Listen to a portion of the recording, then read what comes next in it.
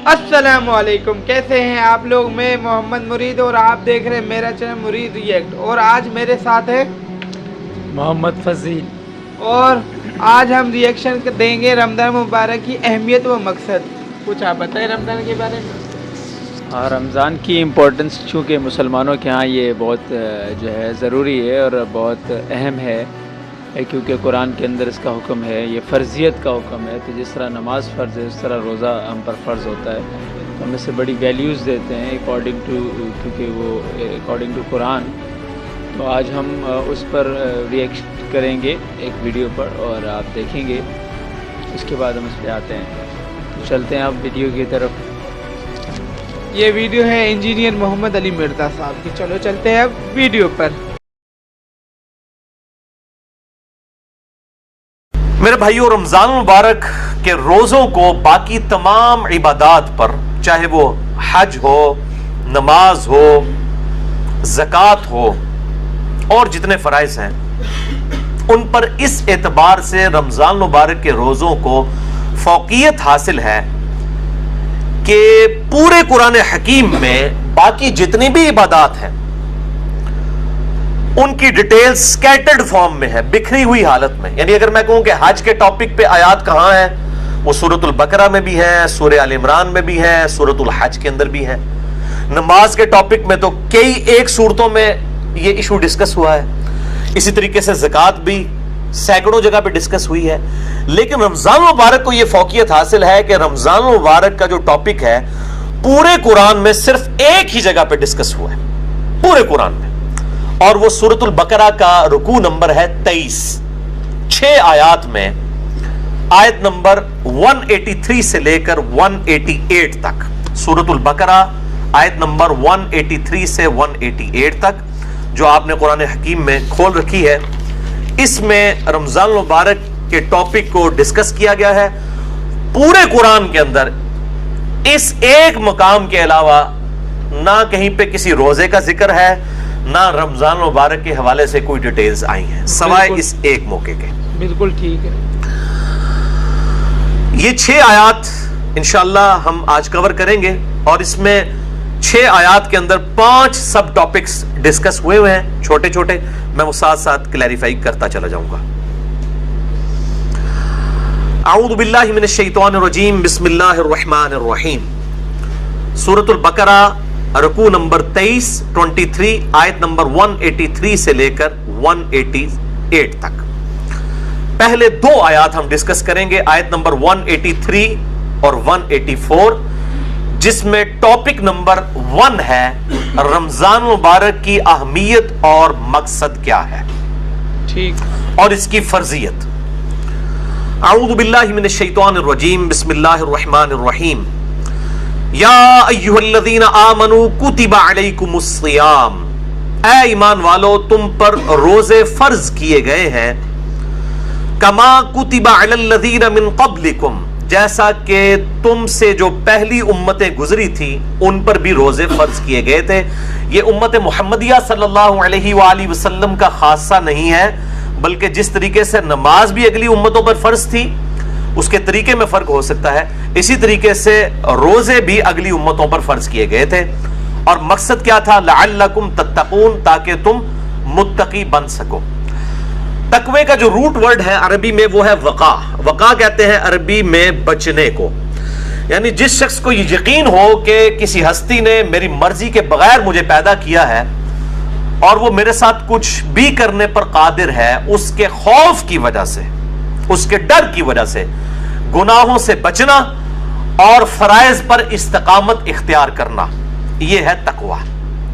अब वो गुनाह हुकूकुल इबाद से रिलेटेड भी हो सकते हैं और हुकूकुल्लाह से रिलेटेड भी हो सकते हैं, और फराइज भी हुकूकुल इबाद से रिलेटेड भी हो सकते हैं और हुकूकुल्लाह से रिलेटेड भी हो सकते हैं। सूरतुल हुजरात में वाज़े तौर पर आया, इन्ना अक्रमकुम इंदल्लाहि अत्काकुम, बेशक तुम में अल्लाह ताला के नजदीक सबसे इज्जत वाला वो है जो ज्यादा मुत्तकी है।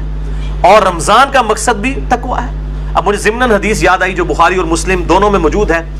किताबुन निकाह चैप्टर में ये पहली हदीस ही आपको मिल जाएगी, सही बुखारी में भी, सही मुस्लिम में भी और मिशकात में भी, निकाह वाले चैप्टर में, कि आप सल्लल्लाहु अलैहि वसल्लम ने फरमाया, اے نوجوانوں کے گروہ، تم میں سے جو نکاح کی استطاعت رکھتا ہو اسے چاہیے کہ وہ نکاح کرے، یہ چیز اس کے شرمگاہ کی حفاظت میں مدد کرے گی اور نگاہوں کو نیچا رکھنے میں اس کو سپورٹیو ہوگی۔ اور جو نکاح کی استطاعت نہ رکھتا ہو، یعنی فائنینشلی اس کو سپورٹ نہ کر سکتا ہو ازدواجی زندگی کو، تو وہ روزے رکھ کر اپنی شہوت کو ٹھنڈا کرے۔ یعنی روزہ جو ہے یہ تقوی کے حصول کا ایک ذریعہ ہے۔ ایام معدودات، گنتی کے چند دن ہیں، یہ رمضان کا جو مہینہ ہے اور روزے ہیں۔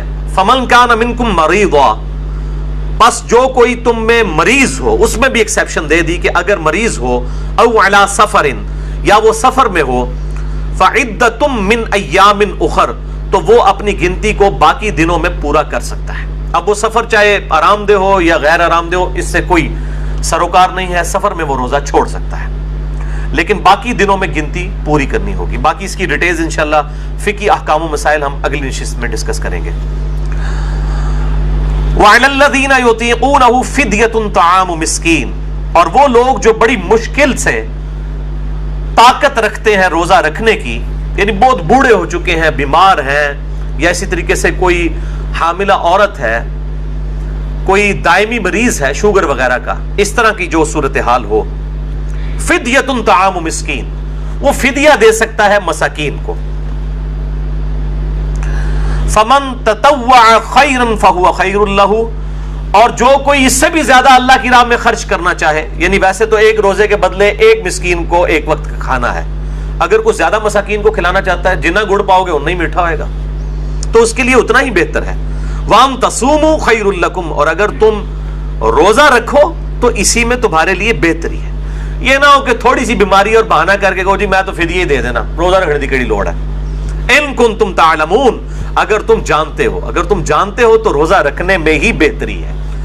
یعنی انسان سب سے بڑا خود اپنے اوپر جو ہے وہ گواہ ہے اور مفتی ہے، وہ بہتر سمجھتا ہے کہ مجھے کس طریقے سے چیزوں کو لے کر چلنا ہے۔ جیسے دنیاوی منفعت کے لیے وہ انسان چھوٹی چھوٹی چیزوں کا خیال رکھتا ہے، تو آخرت کے اعتبار سے بھی وہ خیال رکھے۔ اچھا، یہ جو آیت ہے وَعَلَى الَّذِينَ يُطِيقُونَهُ فِدْيَةٌ طَعَامُ مِسْكِينٍ، اس حوالے سے صحیح بخاری میں ایک حدیث ہے انٹرنیشنل نمبر کے مطابق 4505، جس میں ابن عباس کا قول ہے کہ یہ آیت منسوخ نہیں ہے، کیونکہ بعض اصحاب کا موقف ہے۔ صحیح بخاری میں 4507 نمبر حدیث آتی ہے جس میں ابن عمر کا قول ہے کہ یہ آیت منسوخ ہے، یعنی ان کا موقف یہ ہے کہ یہ پہلے آپشن تھی کہ جو شخص مال دے سکتا ہے وہ مال دے لے، اور جو روزہ رکھ سکتا ہے وہ روزہ رکھ لے، یہ دونوں آپشن ہے، یعنی مریض والا چکر نہیں، جو مالدار ہے وہ صرف مال دے دے، چاہے وہ صحت مند بھی ہے تو روزہ رکھنے کی ضرورت نہیں ہے۔ یہ ابن عمر کا موقف ہے 4507، جبکہ ابن عباس کا موقف صحیح بخاری میں 4505 ہے، وہ یہ کہتے ہیں کہ یہ آیت منسوخ نہیں ہے، بلکہ اس سے مراد وہ بوڑھا اور بوڑھی ہیں یا بیمار شخص جس کو صحت یاب ہونے کی امید نہیں ہے اور بڑی مشکل سے وہ روزہ رکھنے پر قادر ہے، اس کے لیے روزہ نبھانا مشکل ہے، جیسا کہ بعض کا شوگر کی بیماری ایسی ہو سکتی ہے کہ انسان کے لیے مشکل ہو جائے آج کے دور کے اندر، یا بڑھاپا خود بہت بڑی بیماری ہے، کوئی 80-90 سال کا کوئی بزرگ ہے اور وہ روزہ نہیں رکھ سکتا، تو اس کے لیے یہ آپشن ہے کہ وہ اس کے بدلے فدیہ دے دے، ایک وقت کا مسکین کو کھانا کھلا دے۔ صحیح بخاری میں آتا ہے انس بن مالک جب بوڑھے ہو گئے تھے، ان کی عمر 100 سال کے قریب تھی، تو روزانہ وہ ایک مسکین کو کھانا کھلایا کرتے تھے گوشت کے ساتھ، دال نال نہیں، گوشت نال، اللہ کی راہ میں گوشت کے ساتھ کھانا۔ اور یہ بھی آتا ہے کہ وہ بسا اوقات 30 مساکین کو اکٹھا بٹھا کر کھانا کھلا دیا کرتے تھے 30 کے 30 روزوں کا۔ تو یہ دونوں طرح آپشن موجود ہے، جس طرح بھی کر لیا جائے۔ میں انشاءاللہ اگلی دفعہ اس پہ ڈیٹیل بات کروں گا۔ تو گائز ویڈیو اختتام پذیر ہو چکا ہے۔ ویڈیو سے ہم نے بہت کچھ علمی باتیں سیکھی ہیں، کیونکہ روزہ جو ہے نا، روزہ کا اصل مقصد تقوی، بندہ گناہوں سے بچے، روزے کا اصل مقصد یہ ہے۔ اور اگر وہ بوڑھا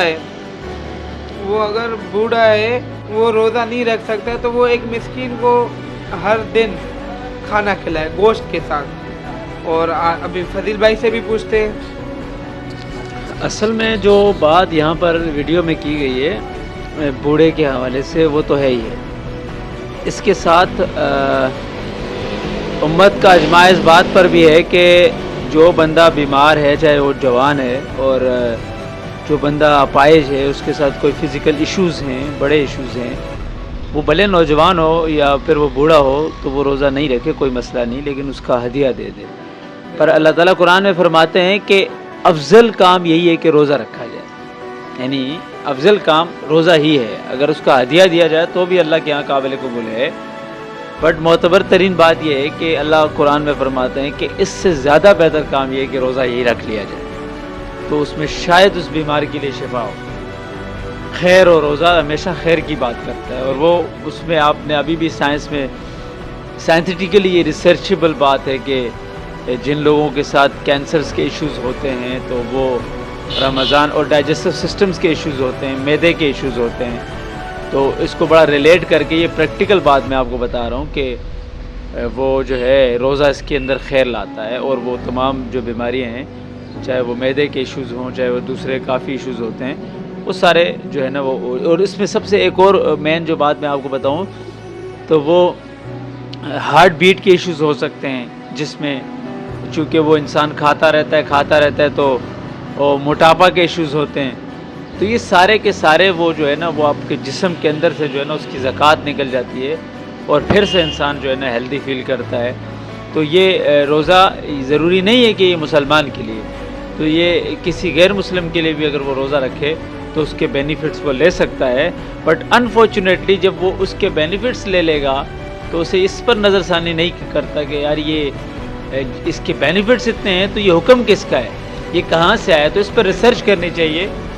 ایز اے مسلم ہوتے ہوئے میں نے صحیح بخاری سے لے کر حدیث کی کتابوں کو تو ضرور ہم نے پڑھا یا اس کو دیکھا بٹ ہم نے اس سے ہٹ کر دوسرے مذاہب کے رولز اینڈ ریگولیشنز کو بھی پڑھا اور جہاں ہم یہ دیکھتے ہیں کہ کمپیریزن کرتے ہیں قرآن کو اور دوسری چیزوں کو جیسے کہ ہے دوسرے مذاہب کی کتابوں کو جب ہم قرآن کو جو ہے نا کمپیریزن کرتے ہیں تو ہمیں قرآن بڑا اوتھینٹک نظر آتا ہے بہت زیادہ اوتھینٹک نظر آتا ہے کیونکہ سائنس کی جو آج کی ریسرچز ہیں وہ 1400 سال پہلے بتا رہا ہے یہ کر رہا ہے تو یہ بڑی امپورٹنٹ جو چیز ہے وہ ہے اس پہ نظر ثانی کرنی چاہیے. کوئی مسلم ہو یا غیر مسلم ہو یہ امپورٹنٹ نہیں ہے انسانوں کے لیے قرآن ہے اور قرآن کی ریسرچ کریں قرآنک رولز کو پڑھیں اس پر تحقیق کریں.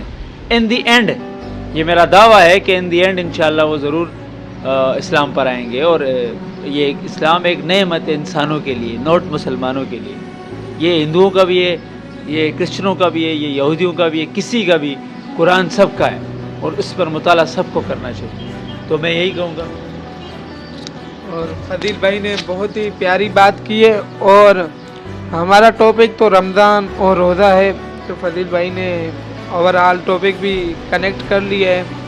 تو اگر یہ ویڈیو آپ لوگوں کو پسند I like comment share subscribe لازم کریں. مجھے اجازت ہے اللہ حافظ.